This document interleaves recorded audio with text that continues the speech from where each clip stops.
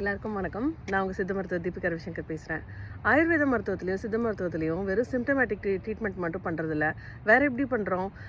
அவங்க உடம்பு வந்து வாதமா, பித்தமா, கப தேகியாக இருக்காங்களா? அவங்களுக்கு என்ன மாதிரி மெடிசின்ஸ் கொடுத்தா அந்த குற்றங்களை வந்து குறைக்கணும். சில நோய்கள் வந்து வாத குற்றமாக இருக்கும், சில நோய்கள் வந்து பித்தம் சரியாக இல்லாத மாதிரி இருக்கும், சமநிலையாக இருக்காது. ஸோ அதுக்கு வந்து நாங்கள் வந்து நிறைய பேர் இங்கே கூட வந்து கேட்பாங்க பேஷண்ட்ஸு. என்னோட நாடி பார்த்து நான் என்ன உடம்புன்னு கணிச்சு சொல்கிறீங்களா அப்படின்னு கேட்பாங்க. நான் நாடி பார்த்துட்டு உங்களுக்கு கபப்பித்தம் அப்படின்னு அந்த மாதிரி சொல்லுவோம். ஆனால் நாடியே பார்க்காம வேறு எந்த டெஸ்ட்டுமே பண்ணாமல் ஒரு பேஷண்ட் உள்ளே என்ட்ரு ஆகும்போதே நம்ம எப்படி சொல்கிறது? அதுக்கு ஒரு டெக்னிக் இருக்குங்க. என்ன அப்படின்னா, வாத உடம்புக்காரங்க வந்து எப்போவுமே பார்த்தா ரொம்ப ஹைட்டாகவும் ஒல்லியாகவும் இருப்பாங்க.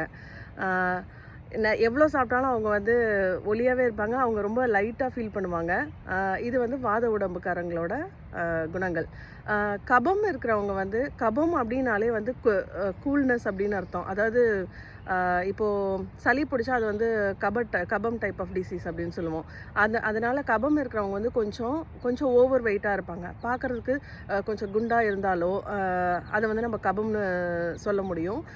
பித்தம் இருக்கிறவங்க இந்த ஒல்லி ஓவர் வெயிட் இந்த கான்செப்ட் இல்லை. ஆனால் அவங்க பாடி வந்து எப்பவுமே ஹீட்டாக இருக்கும். கண்ணெல்லாம் லைட்டாக ரெட்டிஷாகவே இருக்கும். இப்போது நீங்கள் கேட்கலாம், அது மாதிரி நாமளே வந்து வெயிட் அதிகமாக ஆகிறோம், ரொம்ப கம்மியாக ஆகிறோம் அப்படின்னு சொல்லுவீங்கள்ல. இப்போ ஒரு சிலருக்கு வந்து கபதேகிகளுக்கு வந்து இந்த வெயிட் குறைக்க ட்ரை பண்ணாலும் அவங்களுக்கு வெயிட் குறையாமல் இருக்கிறது இந்த காரணத்தினால கூட இருக்கலாம். இப்போ நம்ம இது பண்ணும்போது வெயிட் குறைக்க ட்ரை பண்ணும்போதோ இல்லை கரெக்டான வெயிட்டில் இருக்கும்போதோ அந்த குற்றங்களும் சமநிலைக்கு வர்றதுக்கு வாய்ப்பு இருக்குது. இன்னொரு பாயிண்ட் சொல்லாமல் விட்டுட்டேன். தனி தேகம் டைப்பு, அதாவது தனி பித்த தேகம், தனி வாத தேகம், தனி கபதேகம் மட்டும் இல்லாமல் கம்பைண்டாகவும் இருக்குங்க. இப்போ ஃபார் எக்ஸாம்பிள் நான் காலேஜ் படிக்கும்போது அசஸ் பண்ணி பார்த்தப்ப என்னோட டைப் வந்து கபப்பித்தம். அந்த மாதிரி காம்பினேஷனாகவும் இருக்கலாம்.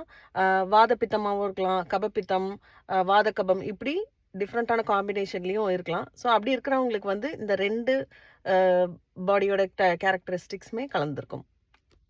அதனால் இந்த இன்ஃபர்மேஷன் உங்களுக்கு பிடிச்சிருக்குன்னு நம்புகிறேன். இன்னொரு டிப்போட நாளைக்கு சந்திக்கிறேன்.